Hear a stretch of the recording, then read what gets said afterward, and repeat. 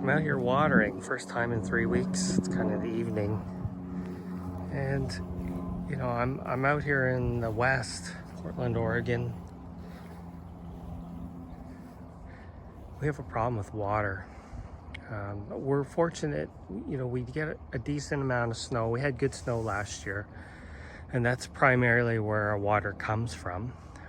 It, you know, flows down into the rivers and that sort of thing. But we really have to be careful with how much water we're using. We do not get water restrictions here, which I find really kind of crazy, but I gotta imagine they're gonna come sooner or later. But I wanted to talk about, you know, kind of the elephant in the room. Here it is, grass. So, believe it or not, this is the best my grass has looked in months. And I water it. I give it an inch of water a week, and this is what you see. I top dress with, you know, fresh soil. I overseed. I fertilize everything, and this is kind of what you can expect. But if you look at my plants, they're doing great. They're lush. They're green. You know, many of these, or most of these, are very drought-tolerant plants that can handle this sort of weather and kind of thrive in it, and that's why I've selected them.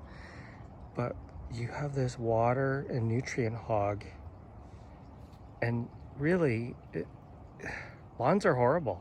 I mean, I'm gonna say it. Like, sure, you know, it's nice to have a bit of green and have a bit of a break visually from the plants, where it gives your eyes a moment to rest. But this could be the last year for my grass. I am planning on removing at least 50% more, or 50% of what's remaining. I have been removing, this was all grass here before, and now I have plants, and that's kind of what I'm gonna do. You know, in good conscience. I can't keep having this stuff. That's what I call it, stuff. I actually hate it. And it uses, aside from using a lot of, you know, nutrients and water and resources, it takes a lot of my time. I spend more time on my grass than I do my garden, if you can believe that.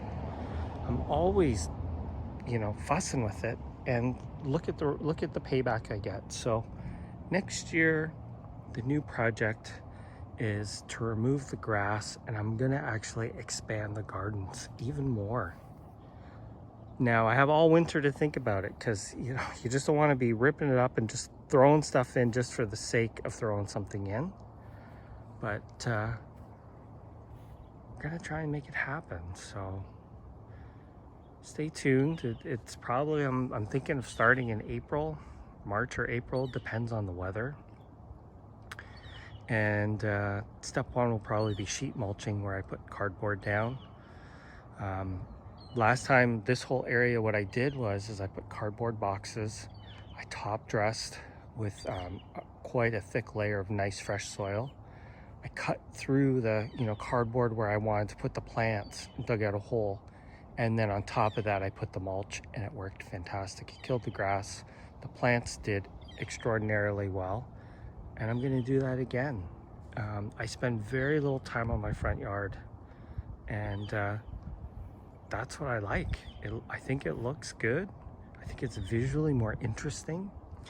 And one of the things that I'm finding is that River Rock is a really great mulch. You buy it once, you put it on, it does retain the moisture. It does a great job of suppressing weeds if you put a thick enough layer. So I may be introducing more of that. But what do you guys think? Are you a fan of grass? I know there are big people who love their lawns, but you know, I read a story, and I think this is the history of lawns. Something, you know, the soldiers in World War I, I think it was World War I,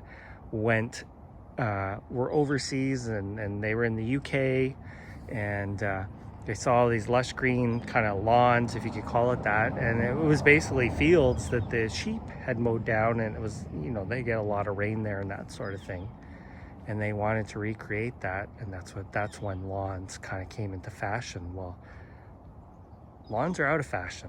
Let's get rid of them. We don't need them. You know, I understand having a certain amount of lawn for your kids to play in, or I have a couple of big dogs, so I like for them to have an open space. But my dogs, they lay in the mulch. They don't care about mulch or grass. It doesn't really matter to them.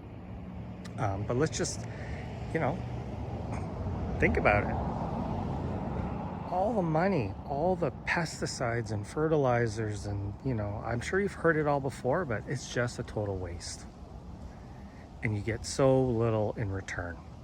So anyway, that's just my thoughts on the lawns. I'm excited to remove mine, or more of mine. I've reduced my grass by, I've lost about half of it so far, and I'm planning on taking, you know, half of what's left. So maybe I'll be down to a quarter of what I originally had, and I'm kind of thinking I may go down to nothing. Other than maybe in the back a little bit, because I got a couple of big dogs and they like to roll around in it and stuff, but we'll see. Anyway,